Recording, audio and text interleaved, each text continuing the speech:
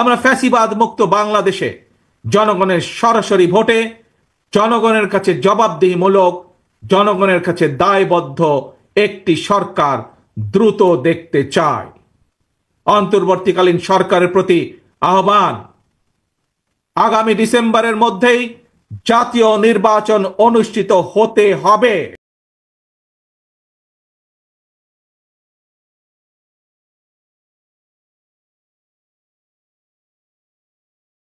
এখন সকলের সামনে সম্ভাবনার সকল দ্বার উন্মুক্ত।